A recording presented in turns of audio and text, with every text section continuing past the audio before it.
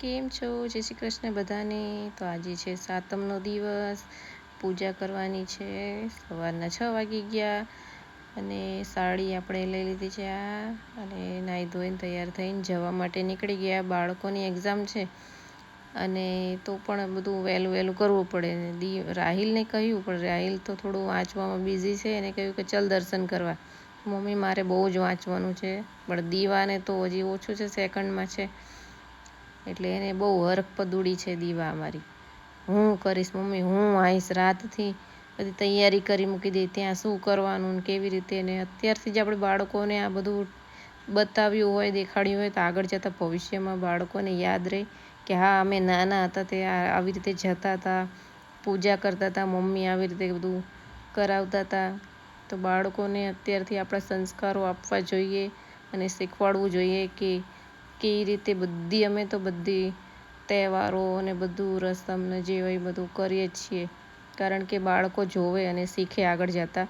બધું તો ભૂલાઈ જ જવાનું છે, પણ જેટલું જોયું હોય એટલું યાદ રહે અને આગળની પેઢીઓ પણ આપણી એવી રીતે જ ચાલે.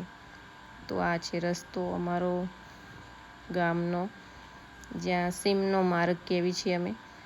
જો ત્યાં એક નાની એવી દેરી છે અને બહેનો બધા તો આવી ગયા છે અમારા ગામના. જો સરસ મજાનું વાતાવરણ છે ગામનું. આ બધા અમારા કાકીજી, સાસુજી, બધા દેરાણી એ બધા પૂજા કરી રહ્યા અને હવે હું બેસી ગઈ પૂજા કરવા. જો અને દીવાબેનને તો શ્રીફળે ફોડવું ને બધું હું કરીશ પણ વાગવાની બીક રહે ને માને નહીં. એટલે 2-3 વાર એને ટ્રાયલ કરવા દેવું પડે કે ગમે તે વસ્તુ હોય, પછી જે માને કે હવે મારથી નહીં થાય, હવે તમે કરી લો. નકર તો રીસાઈ જાય ને કે ચલો લાવ. હવે એક જ વારમાં બીજી વાર જો. પછી તો બળિયાદેવ જય બળિયાદેવ. બળિયાદેવ એટલે ખાટું શ્યામજી તે, જે બરબરીકનું રૂપ છે તે. આપણે અહીંયા બળિયાદેવ પૂજાય, બાકી રાજસ્થાનની બાજુ તો ખાટું શ્યામજી તરીકે જ પૂજાય છે. અને બહુ જ તે પ્રતાપી, કળિયુગના હારા કે સહારા, જેની હાર થતી હોય ને એને બળિયાદેવને આપણે માનીએ તો ખૂબ જ બધાને પ્રગતિ મળે, જીત થાય હંમેશા. તો જો આવી રીતે અમે નાના બાળકોને લઈને આવી ગયા મંદિરે દર્શન કરવા. અને આ બધા બહેનો બેસી ગયા ટાઢું ખાવા. અને હું શ્રીફળ ચડાવ્યું, ઢોકળા લાવ્યા હતા, રાતે ઢોકળા બનાવ્યા હતા અને થોડીક કઢી જેવું ને એવું થોડું જે રાતનું હોય ટાઢું ખાવાનું ત્યાં જઈને. અને દીપકને પણ મારી જેમ બહુ શોખ છે આ બધી રીત રિવાજ તરીકે બધું કરવાનું. જોડે કોઈ દિવસ ના પાડે, હું કહું હાલો ને એટલે આવે જ તે એમને કે ના ચલ. અને એમને ખૂબ જ ઉત્સાહથી બધી જગ્યાએ મારી રીતે સાથ નિભાવે તે હંમેશા. સવારે હજી તો ગાયું બાયું દોવાનું તો બાકી જ છે. ઘરે જઈને અમે ગાયું બધું દોયું, કારણ કે અહીંયા આવી જઈએ પછી મારે ચૂલો સળગાવવો હોય, આ તે ગમે તે કરવું હોય તો કરી શકીએ. જો બહુ મસ્ત વાતાવરણ હોય અને મને તો બહુ ગમે મારું ગામડું.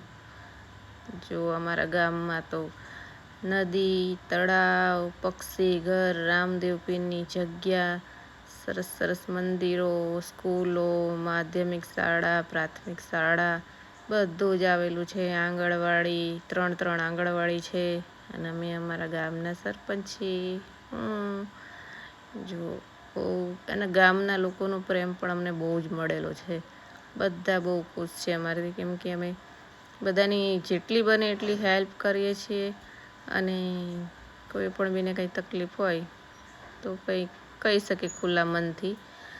આ શીતળામાનો દીવોય ઘરે કરી નાખ્યો અને આપણે લાલ ગાય જોડે આવી ગયા પાછળ ગૌશાળામાં.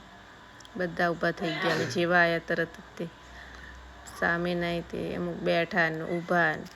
આપણે પહેલાં લાલ ગાયને ધોવાનો વારો લઈ લઈશું અને પછી એના પછી જાંબલનો ધોવાનો વારો ટાઈસને આવી ગયો. જો કેવો આપણને જુઓ તરત આવી જ જાય ટાઈસન, તો એ રક્ષક છે. અને ગાયનું મિલ્કિંગ હવે ચાલુ કરી નાખ્યું મેં. જો અને સ્કૂલે જવા માટે છોકરાઓએ રાહ જોવે છે.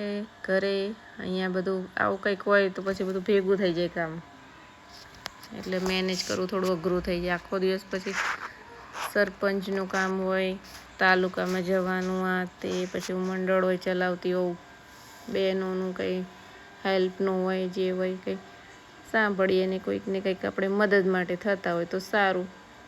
મને બધાની હેલ્પ કરવી બહુ જ ગમે.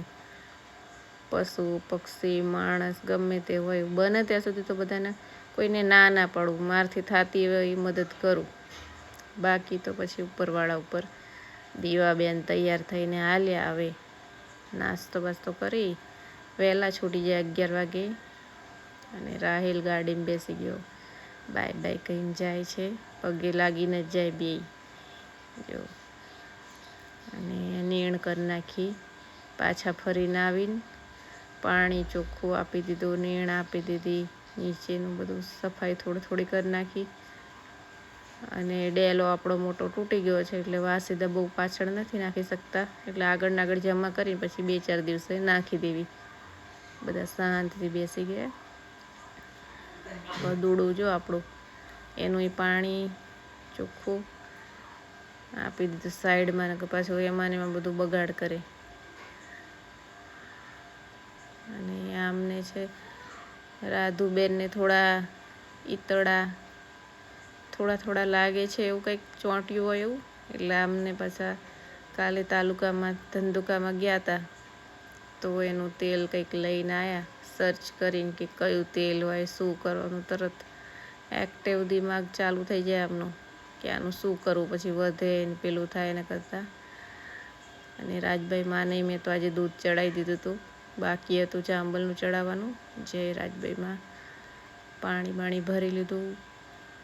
અને હવે હું જઈશ ઘરે જવાનું. એક સ્ટેપ પતે એટલે બીજો સ્ટેપ રેડી જ હોય આપણું. ઘરે જાવી એટલે ઘરના કામ હોય, છોકરાઓ આવવાના હોય એટલે એમનું જમવાનું. જો આવીને જમવા બેસી ગયા બપોરે. અને દીવાબેનને બહુ ભાવે છે દહીં, એટલે રાહિલના દીવા માટે હું જેવું દહીં થોડુંક ઓછું થઈ જાય એવું તરત જમાઈ દઉં, એટલે દહીં તો ખાય ને. તો અમારો આજનો વ્લોગ કેવો લાગ્યો જણાવજો, લાઈક કરજો, શેર કરજો.